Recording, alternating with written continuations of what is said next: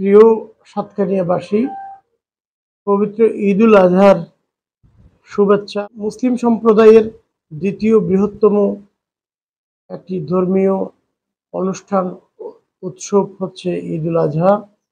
এই ঈদুল আজহা সকলেই সানন্দে ত্যাগের মহিমায় উজ্জ্বল হয়ে আপনারা পালন করবেন।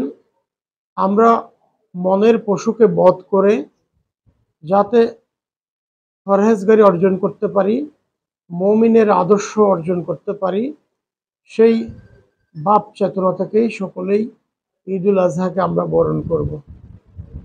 আমাদের দেশে যে সংস্কৃতি, যে কালচার, সেখানে কোরবানি ঈদ অর্থাৎ ঈদুল আজহার একটি ব্যাপক তাৎপর্য রয়েছে। এই ঈদুল আজহার দিন বাংলাদেশের একটা মুসলিমও অন্ততপক্ষে এক টুকরা মাংস খাবে না, এরকম থাকবে না। কারণ ধনীরা ইচ্ছা করে গরিবের হক বুঝিয়ে দেয়।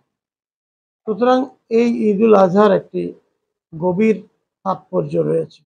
কিন্তু মহিমান্বিত এই দিনের যে অর্জন, সেটি অনেকাংশেই কিছুটা অর্থহীন হয়ে পড়ে এবং বিপর্যস্ত হয়ে পড়ে আমাদের কিছু আচরণের কারণে। বিশেষ করে যারা কোরবানির পশু আপনারা ক্রয় করেন, সকলেই একটু উঁচু জায়গায়, পরিষ্কার জায়গায় যদি রাখেন, তাহলে আপনার পশুটাও সুস্থ থাকে, পরিবেশও দুর্গন্ধ থেকে বাঁচে। আপনি পশু কিনবেন, স্বাভাবিকভাবে সেটা রক্ষণাবেক্ষণ করবেন এমনভাবে যাতে মানুষ দুর্গন্ধ থেকে বাঁচতে পারে। পশু জবাই করার পর দেখা যায় যে যত্রতত্র ময়লা আবর্জনা ফেলে, হাড় গুড় ফেলে পরিবেশটাকে কিছুটা বিষাক্ত করে রাখা হয়। আমরা পৌরসভা থেকে ব্লিচিং পাউডার দিচ্ছি প্রচুর পরিমাণ, স্বেচ্ছাসেবক নিয়োগ দিয়েছি এবং সমস্ত পৌর এলাকায় যত স্বেচ্ছাসেবী সংস্থা আছে, বিভিন্ন সামাজিক প্রতিষ্ঠান আছে, সকলের প্রতি সনির্বন্ধ অনুরোধ জানাবো। পৌরসভার কর্মীরা কাজ করবে। আমাদের টার্গেট হচ্ছে জোহরের আগেই যাতে শহরটা পরিচ্ছন্ন হয়ে যায়।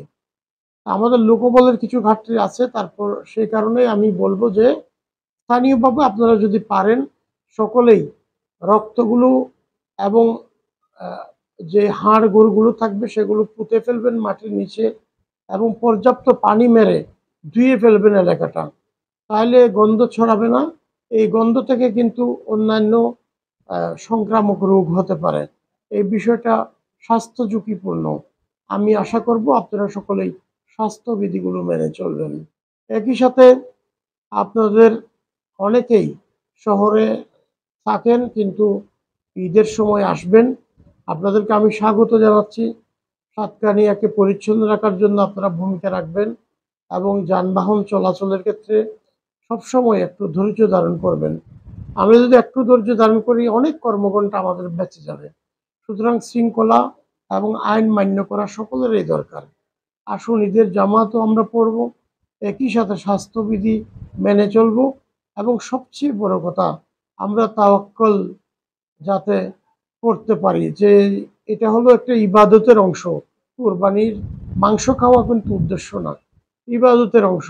ইবাদতটা যাতে সঠিকভাবে হয় সেই জন্য এমনভাবে আমরা এই ঈদুল আজহা পালন করি যাতে আল্লাহ আমাদের উপর রাজি খুশি হয়। আশা করব সকলের কোরবানি কবুল হবে এবং সকলেই কোরবানির ভিতর থেকে সামাজিক ভ্রাতৃত্ব সৌহার্দ্য রক্ষার জন্য আমরা সকলে কাজ করব। এই প্রত্যাশা রেখে সবাইকে ঈদের শুভেচ্ছা জানাচ্ছি। ঈদ মোবারক।